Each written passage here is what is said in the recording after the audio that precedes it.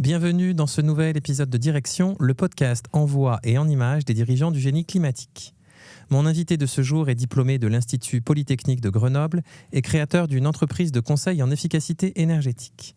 Il a été élu en 2017 député En Marche de l'Isère, mandat qu'il exercera jusqu'en 2022. Et depuis janvier 2023, il préside l'association Coenov. Jean-Charles Collaroy, bonjour. Bonjour, merci pour votre invitation. Merci à vous. Alors, cette association Coenov, on la connaît, mais peut-être que tout le monde ne sait pas exactement ce que vous faites. C'est quoi Coenov ? Coenov, c'est une fédération d'industriels de l'énergie dans le bâtiment. Ce sont des grands acteurs industriels français, européens, qui font des solutions de chauffage, pompes à chaleur, chaudières, solutions hybrides pour le secteur du bâtiment, qui se sont associés à tous ceux qui installent et qui maintiennent les solutions, la Fédération française du bâtiment, l'ACAPEB, le SINASAV pour le service après-vente, et puis aussi des utilisateurs, les bailleurs sociaux, l'Union sociale pour l'habitat, qui sont associés aussi au monde du verdissement du gaz, les acteurs de réseau, GRDF, mais aussi France Gaz Renouvelable, France Hydrogène. Et l'ensemble de ces acteurs portent une vision forte pour le bâtiment, c'est que finalement le meilleur optimum passe par la complémentarité des vecteurs énergétiques. On ne pourra pas tout électrifier, on ne peut pas dépendre d'un seul vecteur, et donc c'est important d'avoir d'une part une baisse des consommations, sobriété, efficacité énergétique des appareils, rénovation des bâtiments, c'est la priorité, et d'autre part un verdissement des vecteurs énergétiques qu'on utilise dans le secteur des bâtiments. On a la chance en France d'avoir déjà des électrons décarbonés ou bas carbone, le nucléaire, l'hydroélectricité, les énergies renouvelables intermittentes, solaire, éolien. Eh bien on va pouvoir aussi verdir l'ensemble du vecteur gaz, et ça c'est une chance pour notre pays. Et puis ensuite des innovations dans le secteur gaz, parce que le secteur gaz n'est pas mort. Il y a aussi la chaudière très haute performance énergétique qui permet de faire 30% d'économie d'énergie. Et puis les solutions hybrides, l'alliance des pompes à chaleur avec des chaudières. Et ça aussi, ça permet de faire beaucoup d'économie d'énergie et d'allier les atouts des différents vecteurs. Je l'ai dit dans le lancement, vous avez été parlementaire, un mandat dans une période politiquement plus stable qu'aujourd'hui. Comment vous vivez cette crispation autour des sujets énergétiques et notamment de l'électricité, cet affrontement permanent nucléaire, énergie renouvelable, le fait qu'on ne parle jamais de chaleur et donc à peu près jamais de gaz, ça vous évoque quoi en tant que peut-être un peu, je sais pas si vous êtes observateur de la vie publique, en tout cas peut-être un rang derrière en termes d'action aujourd'hui. Ouais. C'est vrai que moi j'ai toujours travaillé dans la transition énergétique, que ce soit dans la création d'entreprises au début de ma carrière, puis en tant que responsable politique, vous l'avez dit, j'ai même été administrateur de l'ADEME, l'Agence de la maîtrise de l'énergie, pendant 5 ans, et puis maintenant à la tête d'une fédération d'industriels. Et ce qui est intéressant, c'est que, et moi ce que je déplore, c'est que souvent quand on parle d'énergie en France, eh bien on parle d'électricité, uniquement d'électricité et même de nucléaire. Et ça, finalement, quand on fait ça, on ne parle que 25 à 30% du sujet. Parce que sur les 1600 TWh de consommation d'énergie finale en France, l'électricité, ça ne représente que 400 TWh. Donc c'est 25% de la problématique. Et donc, quand on se concentre uniquement là-dessus, eh bien, on oublie tous les sujets liés au carburant et aussi au gaz, qui représentent 400 TWh, donc là aussi un quart de la consommation. Et donc, finalement, ne regardez que le nucléaire, qui souvent polarise les débats, parce qu'il y a les très pour, les très contre, ou les anti-éoliens. Finalement, on oublie de parler des grandes problématiques et de la chaleur, vous en avez parlé. Et comme on ne pourra pas tout électrifier dans notre pays, c'est quand même intéressant de regarder ce qui se passe sur les autres vecteurs énergétiques, d'autant plus que sur le gaz, il y a beaucoup d'innovations. D'abord, le verdissement qui s'opère avec beaucoup de technologies et de la production en France, et puis aussi sur les équipements, puisque les chaudières s'améliorent, les solutions hybrides arrivent. Donc là encore, ne pas regarder l'énergie que par la partie électricité, c'est vraiment très important. Et maintenant que je suis à la tête d'une fédération, je le vis encore plus, parce que sur le terrain, bien les acteurs nous disent on ne pourra pas tout électrifier, dépendre d'un seul vecteur, c'est même compliqué, dangereux, et pour des enjeux de pouvoir d'achat, c'est important d'avoir une pluralité de solutions. Donc vraiment un enjeu à regarder le sujet dans sa globalité. Donc ce qu'on entend dans ce que vous dites, c'est que mix énergétique au niveau français, national, au niveau du bâtiment également. Et donc pour vous, la chaudière, qui a quand même pris un certain nombre de coûts réglementaires ces dernières années, elle a encore sa place dans les bâtiments actuels? Oui, elle a encore sa place, elle a même beaucoup d'avenir. Pour redonner quelques chiffres, la chaudière, c'est présent chez 11 millions de clients sur les 31 millions de résidences principales. Donc il y a 40% aujourd'hui des ménages qui se chauffent au gaz. Et c'est très important, parce que cette chaudière, elle permet de faire le chauffage, mais souvent elle permet de faire aussi l'eau chaude sanitaire. chaudière. Donc elle apporte du confort chez nos concitoyens. Et donc ce qu'il faut maintenant expliquer, c'est que comme on doit sortir progressivement des énergies fossiles, eh bien cette chaudière, elle est 100% compatible avec les molécules de gaz qui se verdissent. Quand on produit du gaz et du gaz vert à partir de méthaniseurs en France, finalement c'est la même molécule qui vient remplacer des énergies fossiles. Il n'y a pas besoin de changer les appareils. Et ça passe par le réseau de transport et de distribution du pays. Et donc finalement, les clients qui veulent aujourd'hui faire un acte de geste de décarbonation, ils peuvent prendre un contrat de gaz vert. Il y a aujourd'hui une dizaine de fournisseurs qui proposent des contrats de fourniture de gaz vert. Et bien finalement, ils peuvent prendre un contrat, ils se décarbonent et en même temps, ils peuvent aussi améliorer leurs appareils. Ils peuvent passer d'une ancienne chaudière vers des chaudières récentes, très haute performance énergétique, c'est la condensation hybride. Et là, on fait jusqu'à 30 à 70% d'économie d'énergie. Donc c'est pour ça que je dis qu'en France, la chaudière a de l'avenir, parce qu'il y a encore 50% du parc qui sont des anciennes chaudières. Donc on peut améliorer la performance énergétique du parc et en plus décarboner en passant sur les gaz verts et sur un vecteur énergétique.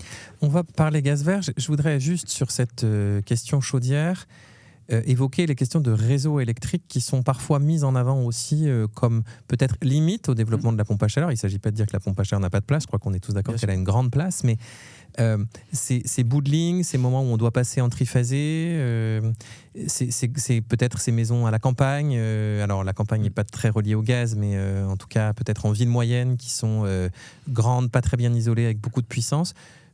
Ou peut-être les fins de ligne, les zones littorales qu'on peut connaître, on pense à la Bretagne notamment.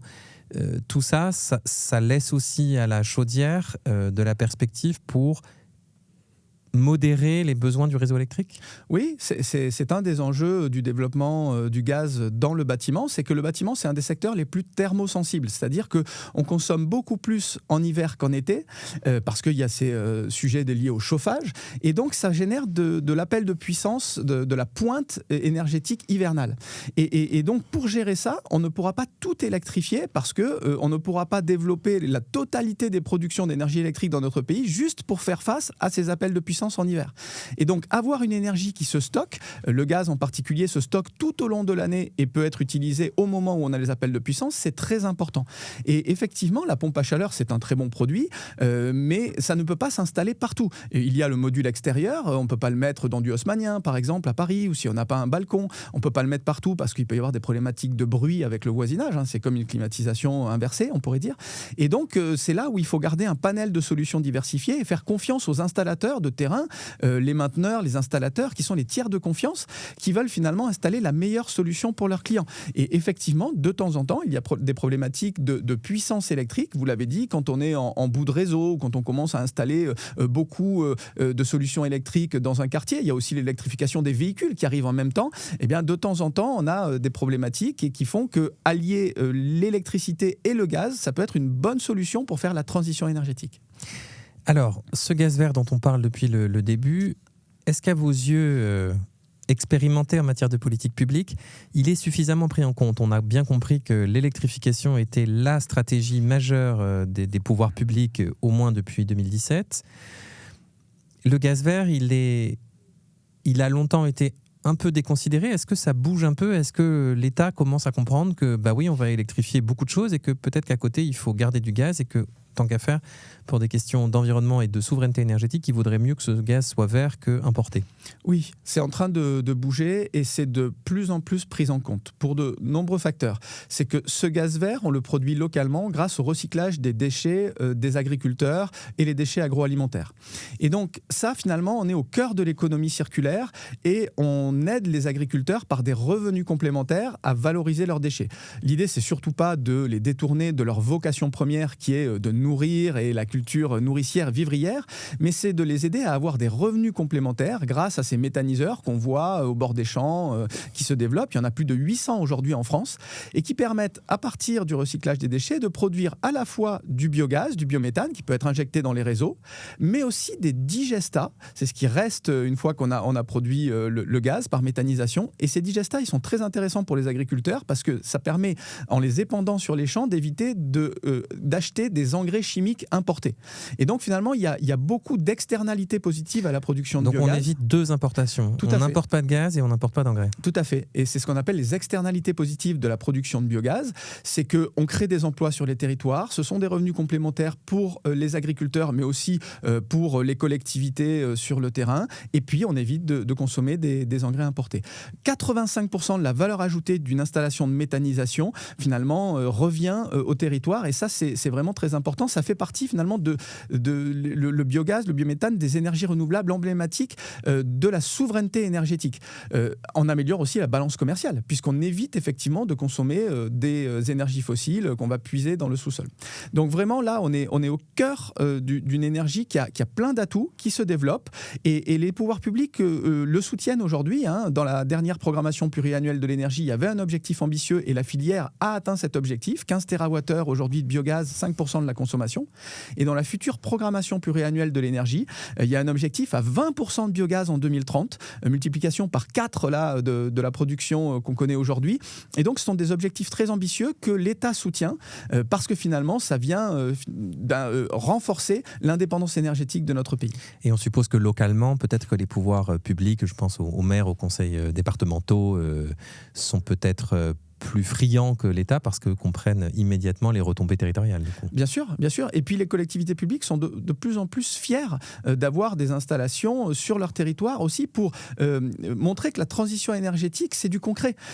Finalement, quand on demande à nos concitoyens, grâce à la loi anti-gaspillage pour une économie circulaire votée il y a quelques années, de recycler les déchets agroalimentaires à la maison ou dans les cantines, et que finalement on explique que ces déchets, ils vont alimenter le méthaniseur qui est à proximité pour faire du biogaz, et que grâce à ce biogaz qui est injecté dans les réseaux, eh bien, on va pouvoir alimenter les entreprises, le bailleur social, la piscine, la cantine du coin. Mais finalement, on donne du sens à la transition écologique sur les territoires, et de plus en plus de maires sont partenaires de ça. On voit d'ailleurs des panneaux de plus en plus villes engagées gaz vert, territoire gaz vert, acteurs engagés gaz vert, parce qu'il y a aussi une fierté à participer de cette évolution. Soit on se masque un peu, on se voile la face en disant je veux pas voir les énergies, je continue à utiliser des énergies fossiles qui sont puisées loin de chez moi, au Moyen-Orient, aux États-Unis, en Norvège.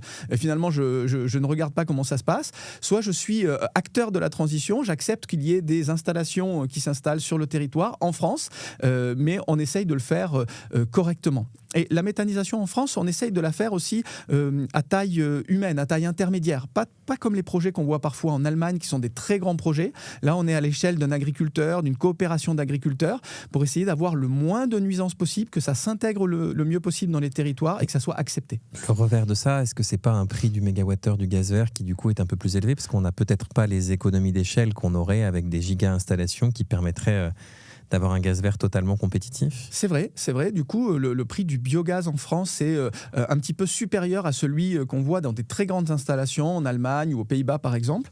Mais c'est aussi ce qui fait la spécificité du gaz vert en France. C'est vraiment d'avoir une acceptabilité des méthaniseurs à l'échelle d'une coopérative. Et c'est là aussi que le soutien des pouvoirs publics est important. Et on peut dire que le gouvernement accompagne finalement la filière du biogaz, puisqu'il faut soutenir cet écart de prix entre le prix du gaz vert produit en France et le prix du gaz fossile sur les marchés. Il y a aujourd'hui un écart important. Eh bien, ce soutien public qui vient essayer de diminuer cet écart. Et puis nous aussi, dans la filière, on a un effort à faire pour capitaliser sur les progrès et essayer de diminuer globalement, d'optimiser le fonctionnement des méthaniseurs pour diminuer le prix. Est-ce que les choses vont assez vite? Vous avez dit que les objectifs de la précédente PPE sont atteints. La marche est très haute, passer de 5 à 20% dans la PPE. Je crois que les ambitions de la filière étaient d'ailleurs un peu au-dessus de ça.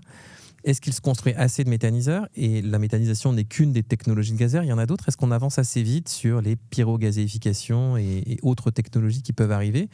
Est-ce que la route est la bonne? Alors, on avance vite sur la méthanisation, et ça c'est important, et vous l'avez dit, et l'objectif de 2030 de 50 TWh de biogaz poussé par les pouvoirs publics correspond à peu près à celui que portait la filière, donc là-dessus on peut dire qu'il y a un accompagnement.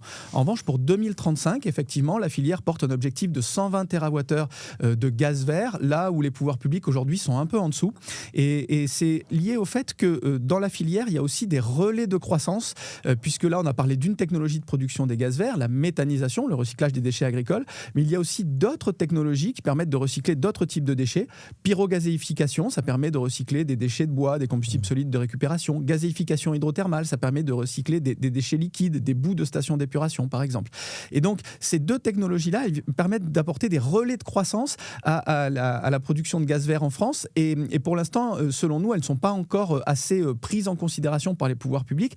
Et là, il y a quelque part un sujet de conviction à porter entre la filière, le gouvernement, les différentes administrations. Et c'est vraiment important. Pourquoi les gaz verts, finalement, ils ont beaucoup d'atouts en France? C'est parce que nous, on est un pays en Europe qui a énormément de biomasse agricole, des déchets liquides, des bouts de stations d'épuration. Et donc, on peut vraiment être un leader européen, mais même mondial de la production de gaz vert. On a un potentiel de verdir tout le gaz consommé dans notre pays d'ici 2050. Donc, d'un côté, on va réduire les consommations, mais d'un autre côté, on va verdir l'ensemble du vecteur, tous usages confondus. Et donc ça fait de notre pays, la France, vraiment un pays leader, laboratoire mondial des gaz verts, puisqu'on va pouvoir verdir l'ensemble du vecteur gaz, tous usages confondus. Sur le cas de la gazéification hydrothermale que vous citez, aussi cette perspective de rendre d'autres services que la production de gaz, parce que les bouts de stations d'épuration sont des déchets dont on ne sait pas quoi faire. Oui. Et du coup, on apporte aussi une solution de traitement à un déchet compliqué, comme dans la méthanisation, on apporte un digestat qui vient diminuer les imports d'engrais. Alors, dans la méthanisation, quand on met 100 d'intrants de déchets dans un méthaniseur, on a du biogaz et on récupère 90 de digestat qu'on peut utiliser pour répandre sur les champs et pour éviter les engrais. Ça, c'est intéressant. Mais dans le cas des bouts de stations d'épuration, là, on veut réduire au maximum les déchets parce que parfois, il peut y avoir des métaux lourds, des restes qu'on ne veut pas épandre. Et donc là, c'est la pyrogazéification hydrothermale et la gazéification hydrothermale qui peuvent aider parce que là, on est à haute température et haute pression. Et quand on met 100 dans le gazéificateur hydrothermal, on récupère uniquement 10 de déchets. Et donc, récupérer 10 de déchets, ça permet de réduire très fortement les déchets et d'éviter d'épandre ces bouts de stations d'épuration. Un mot sur la pompe à chaleur hybride. Bercy a présenté un projet qui passe la TVA à 20% pour cette technologie. Ça veut dire que c'est évidemment une très mauvaise nouvelle pour la filière. Ça veut dire que ce n'est pas encore suffisamment reconnu, que l'administration ne comprend pas pourquoi il faudrait garder de l'hybride et qu'elle continue à défendre avant tout le tout pompe à chaleur?